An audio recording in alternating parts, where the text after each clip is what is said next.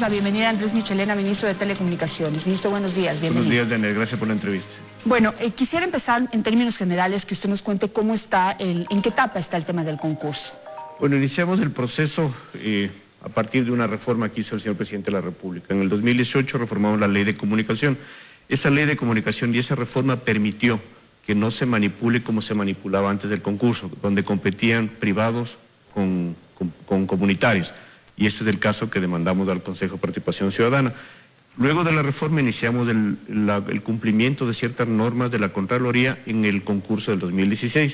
Hemos cumplido absolutamente todos los pedidos de Contraloría para dar paso al nuevo concurso. Hemos iniciado el concurso aproximadamente en el mes de mayo y hemos extendido el plazo hasta el 7 de julio. El 7 de julio debemos recibir todas las postulaciones de más de 3,000 radios FM que están participando en el concurso.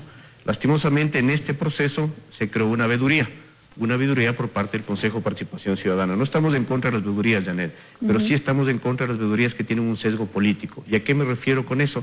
Que lastimosamente el coordinador de esta veeduría, que finalmente renunció, finalmente terminó saliendo de este proceso de veeduría, y el señor Velasco, que en el 2016 le envía una carta al señor vicepresidente de la República donde le dice que crea una asociación de emprendedores y va a competir por la radio 92.5 de EXA. Radio Democracia. Radio Democracia, porque es contraria al régimen editorial del presidente Correa.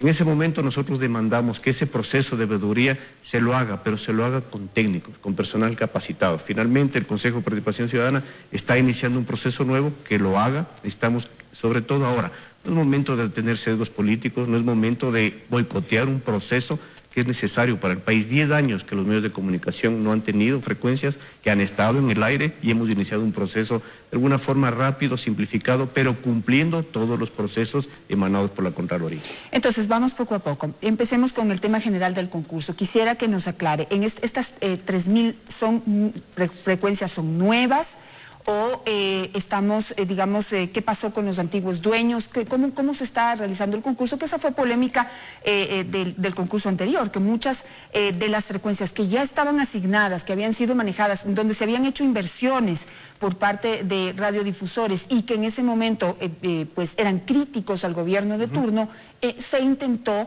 pues desaparecer esas frecuencias o pasarlas a manos de otros dueños. Bueno, esto fue justamente por eso el presidente hizo la reforma, porque antes permitía que compitan los privados con los comunitarios. Es el caso de este señor Velasco, que crea una asociación de emprendedores. Esta asociación de emprendedores quiere competir por la frecuencia del señor Gonzalo Rosero de Radio Democracia, y lo podía hacer porque la ley lo permitía.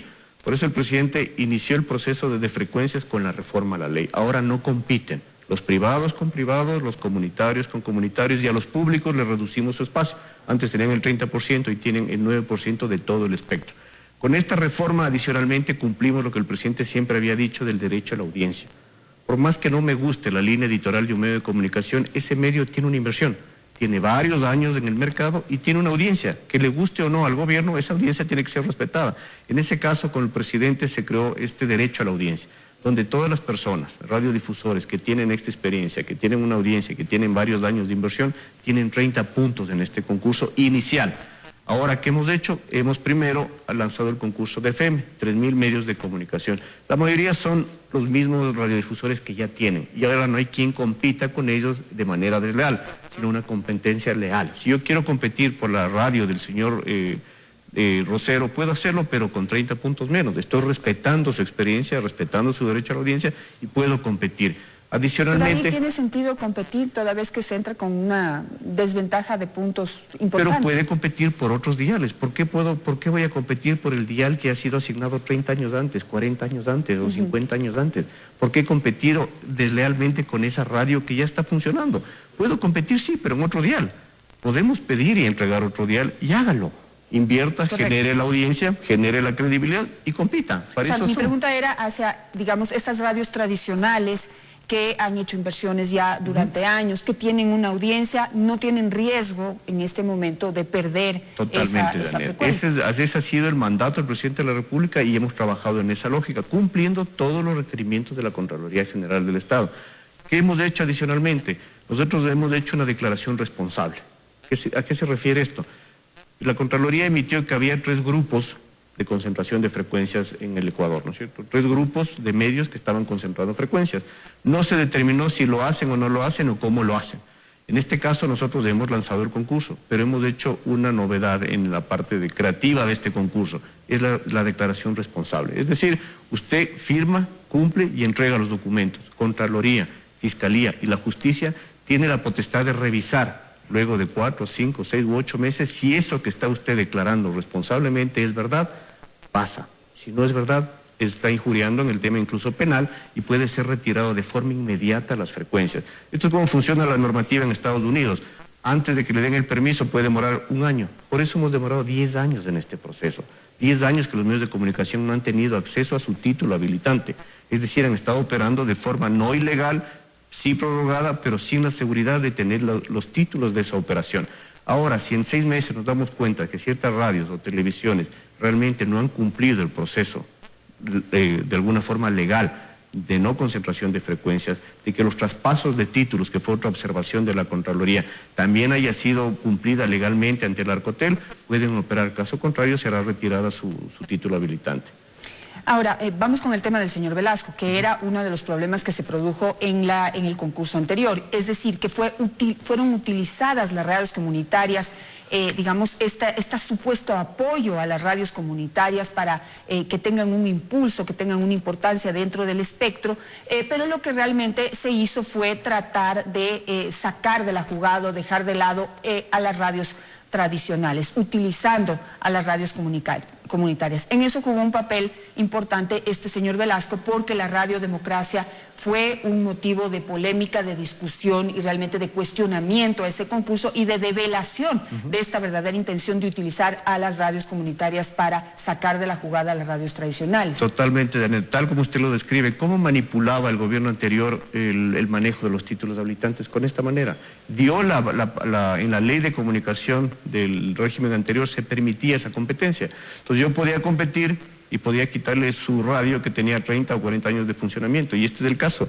El señor Velasco manda una carta al señor Jorge Glass, vicepresidente de la República, donde le pide que él va a participar por la radio FM 92.5 EXA, porque es una radio opositora al régimen, y que haga absolutamente toda la posibilidad de que él pueda ganar. Esto fue remitido a la autoridad competente, que es Arcotel. Así se hizo, no solo con Radio EXA, sino con muchas radios y con muchos medios de comunicación, también con Diego Kendo. Entonces se utilizaba, se manipulaba legalmente esta ley para los medios que no estaban aliados editorialmente al régimen puedan ser de alguna forma aterrorizados, sancionados con la Supercom, que también se eliminó de la ley de comunicación, perseguidos y de esta manera no tener un título habilitante. Ahora, ¿cómo logra clasificar este señor nuevamente en una veeduría ciudadana? ¿Cuál es su visión? Puesto que en un momento vamos a tener a Cristian Cruz, que nos va a dar también su versión sobre este tema. Bueno, tengo entendido, y la respuesta que hemos tenido es que no hubo un control en este caso. El señor director del Consejo de Participación Ciudadana lo explicará, pero me alegro que haya renunciado, que haya habido todo el proceso para que el señor salga. Caso contrario, esto no tenía un proceso con un tinte político en la mitad. Y no podemos, Janet, darnos de lujo, como lo ha dicho el presidente de la República. Los medios de comunicación son el pilar estructural de la democracia. Si nosotros estamos dejando un gran legado, que es la democracia, que es la libertad, hagámoslo, pero hagámoslo responsablemente, no con un señor que tiene tintes políticos y que evidentemente en una carta se está desnudando y que luego todos los portales correístas de alguna forma critican yo no he hecho linchamiento mediático, no he atemorizado absolutamente a nadie. Lo único que pedí al Consejo de Participación Ciudadana es que cumpla los requisitos técnicos de las personas que deben hacer la veeduría. Estamos trabajando con 2 veedurías adicionalmente, hemos pedido adicionalmente 2 veedurías más de la ciudadanía, del Consejo de Corrupción, para que este proceso finalmente, luego de 10 años, sea exitoso. Y no exitoso para el gobierno, sino exitoso para ustedes, para los medios de comunicación. Y finalmente, esto es un tema largo porque en octubre entraremos con el proceso de televisión. Tenemos que entregar también los títulos habilitantes a las televisiones que tampoco lo tienen. Y finalmente en diciembre, Janet, desde el 2020, las radios que en este proceso no compitan, por haber razones económicas, por, no sé, problemas legales, no compitan y queden vacíos de esas frecuencias, en diciembre lanzaremos a concurso. Es decir, las personas que quieran ocupar todas las radios que quedaron libres en este proceso FM, en diciembre lo podrán hacer. Y con eso habremos culminado finalmente el proceso democrático sobre la libertad de expresión. ¿Cuántos participantes tienen en este momento para las 3.000 frecuencias que están en este momento a disposición en concurso? Bueno, todavía no podemos saber, esto se cierra el 7 de julio, este es un sistema digital. Hemos hecho todo a través de un proceso digital, toda la información está subida en una plataforma. El 7 de julio se cierran las postulaciones, luego tenemos un plazo de un mes para revisar esas postulaciones y hemos hecho dos procesos. Si usted no tiene competencia, es decir, si en este dial solo compite una persona, ese proceso es simplificado y en 30 días yo puedo entregar ya el título habilitante de esa radio. Si en este dial están compitiendo 2 o 3 personas sobre ese dial, el proceso es competitivo, donde entra ya el proceso de competencia con los 30 puntos y con los informes de gestión y los informes económicos. Ese proceso puede demorar 2 meses. Al final nosotros buscamos que para el mes de agosto, finales del mes de agosto y septiembre, podamos ya entregar por fin los títulos habilitantes a todas las radios de FM. Luego inicia el proceso de televisión y finalmente AM y todas las radios FM que han logrado de alguna forma no tener participantes. De estas 3.000 y pico de frecuencias, ¿cuántas son nuevas y cuántas son, digamos, ya están funcionando? Bueno, la mayoría son las que están funcionando, Janet. De esas 3.000, 2.000 son privadas y casi 1.000 son comunitarias. Es decir, estamos cumpliendo también el proceso de porcentaje de espectro que se emana en la ley, que es un porcentaje para privados, un porcentaje para comunitarios y un porcentaje para públicos. ¿Quiénes pueden participar por estas frecuencias? Bueno, aquí absolutamente está abierto. Hay un proceso absolutamente abierto, transparente, pueden competir 3, 4, 5 o 6 personas por una radio, pero hay que dejar claro que en la ley de comunicación el presidente priorizó el derecho a la audiencia. Si yo voy a competir por el dial 90.5 y ese dial está funcionando 30 años, tiene una audiencia, tiene una inversión, ellos compiten con 30 puntos, a partir de su competencia con 30 puntos. Cosa que será muy difícil poder competir con medios de comunicación que ya tienen una tradición, que tienen una audiencia, pero sí puedo competir por otros diales que están abiertos a finales de diciembre. Incluso hemos extendido, para que no exista problemas de que no hay capacidad en el espectro, el espectro de FM, es decir, ya no podría entrar desde el 88, sino desde el 87 y ya no al 107, sino hasta el 108. Es decir, vamos a crecer en un porcentaje la capacidad de espectro. Hay que tomar en cuenta que los temas económicos también son complejos y muchas radios posiblemente no participen en este proceso y quedarán ciertos cupos libres que lo podrán participar en diciembre.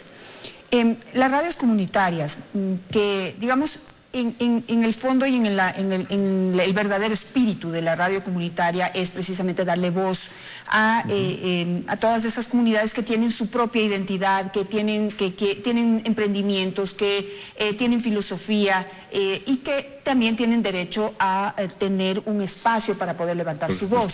Sin embargo, en todo este tiempo las radios comunitarias no han podido despegar porque el problema económico es fuerte. Es decir, las radios, digamos, comerciales tienen un gran problema para poder sobrevivir. Yo digo, bueno, abriendo más frecuencias, no sé cómo la torta de la competencia, de la publicidad, cómo se va a repartir. Es un problema. Y mucho más para las radios comunitarias. ¿Cuál es la visión de aquí en adelante al hacer este nuevo concurso? Es decir, ¿quién le puede dar impulso? ¿Cómo financiar? Tomando en cuenta todos los problemas económicos que en este momento tenemos, no solamente en general en el país, sino producidos por la pandemia. Bueno, lastimosamente, como usted bien dice, Janet, el tema económico es complejo, incluso para grandes medios de comunicación. Hoy la torta publicitaria se ha reducido casi en un 40%, para televisión, para radio y no se diga para medios escritos.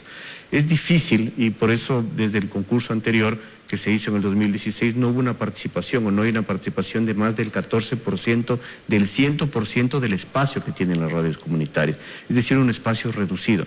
Las radios comunitarias no necesitan tantos ingresos para, de alguna forma, operar. Lo que estamos trabajando con el presidente de la República y viendo la opción. Lastimosamente el tema económico es complejo ahora en el país, pero ver la posibilidad de eliminar todos los temas de aranceles para que los medios de comunicación puedan importar sus equipos sin pagar impuestos. Lo mismo que hizo el presidente en las tablets, computadoras o teléfonos.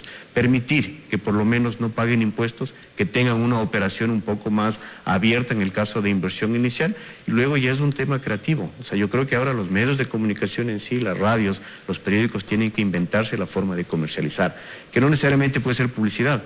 pero sí pueden ser otro tipo de programas que puede de alguna forma ayudar en el manejo económico mensual, día a día de cada medio de comunicación.